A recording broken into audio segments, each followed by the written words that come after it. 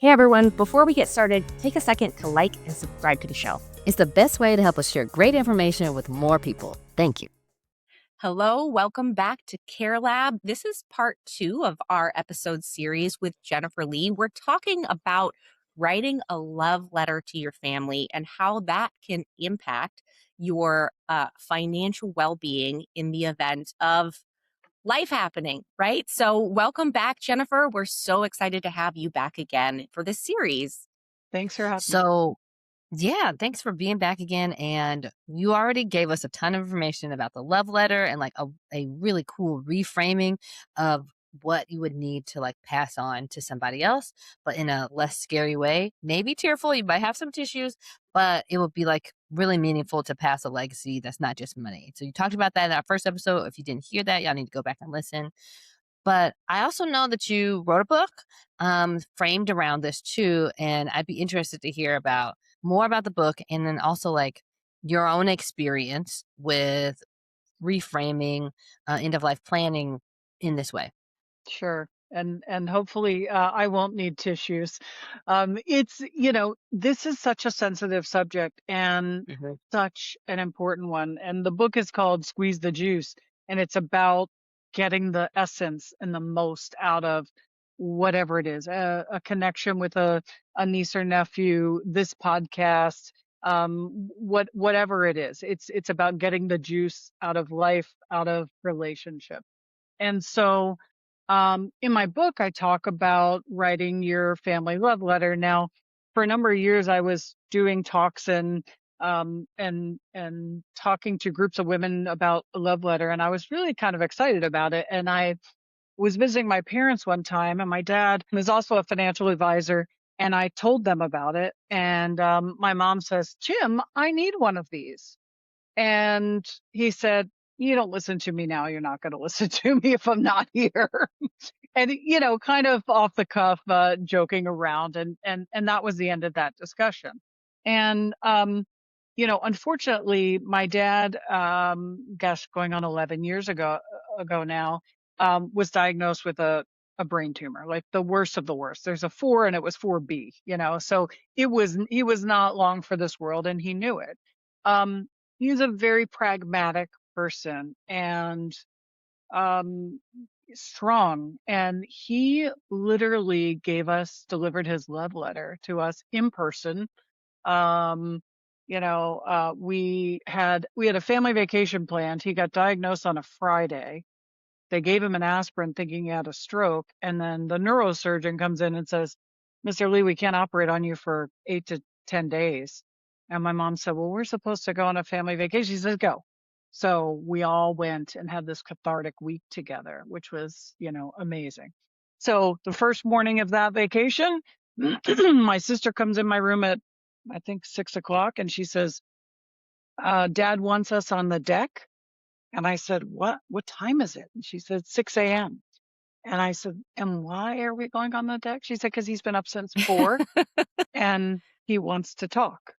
So here we are on the deck of the family vacation home, and he proceeds to give us all the things that are important to him, who he valued in his life, who contributed to his life, um, who he wanted to sing at his funeral and what he wanted her to sing, who he wanted to give the eulogy. Nobody in our family had ever been cremated, but he wanted to be cremated. Um, he talked to us about what he expected of us as his kids, right? Like, I don't ever want your mother to pay, for dinner or whatever. So don't ever let your mother pull her visa out. You guys are in charge. Um, he talked to us about, he said, "Look, I'll share with you what we have as far as assets and things. But I've never talked to you about our money, but here's what your mother will have. Here's how much life insurance I have. Here's this house, and I'll pay off this house, or she'll have a mortgage or whatever it is." So he conveyed all those things because he was scared that he would not be able to communicate those things. You have a brain tumor, that's the scariest part, is you're going to lose your mental Yeah. capacity, right?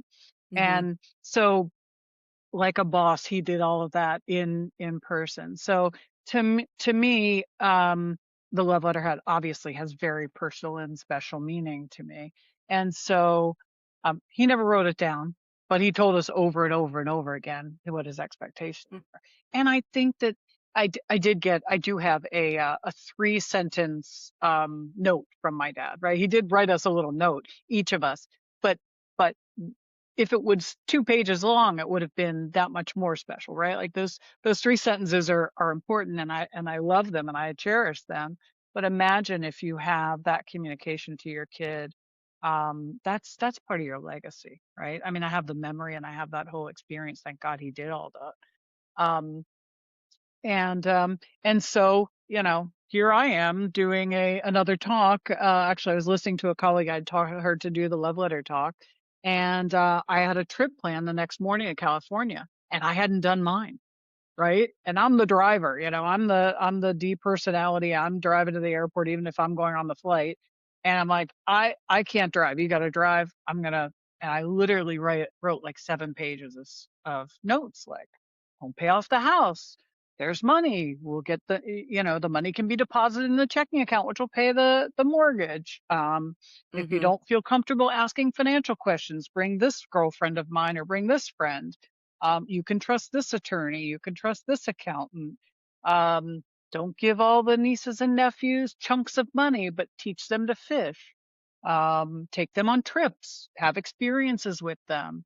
Um, you know, m- Honor Aunt Jen, if you will, right? So it's very much what you want to make it.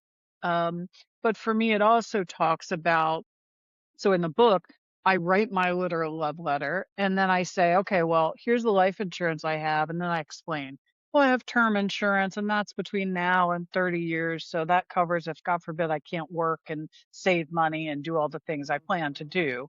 And then there's a little bit of permanent insurance that you'll pay no matter what. I'm 100 years old, it'll pay. Um, and I talk about that. So I explain it to the consumer who is really not interested in the financial stuff, why we're doing these things. So that has some context. So hopefully that's useful.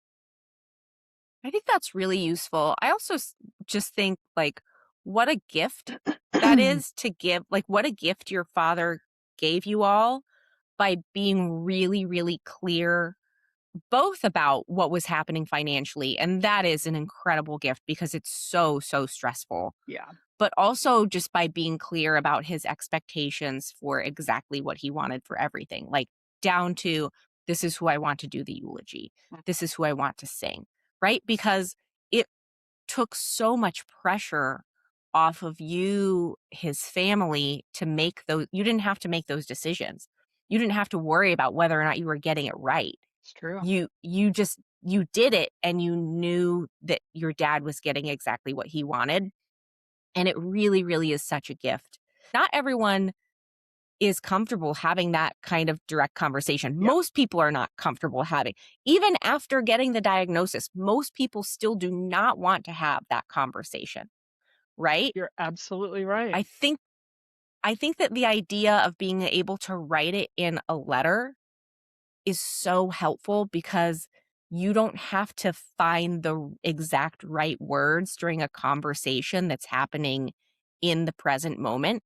You can take the time to find the exact right words and really say what you want to say without the pressure of the expectation that a live conversation puts on a person, or, without the increased anxiety that comes along with that. So I think it's a great way to help people who might be really reluctant to have these conversations sit down and communicate with their family some of the most important information that they will ever communicate in their whole life.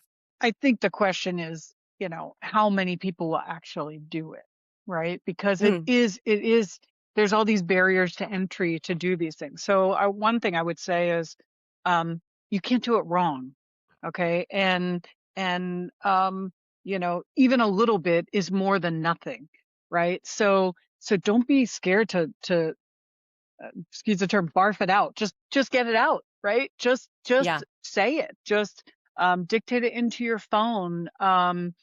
Physically write it out, and don't worry about getting it.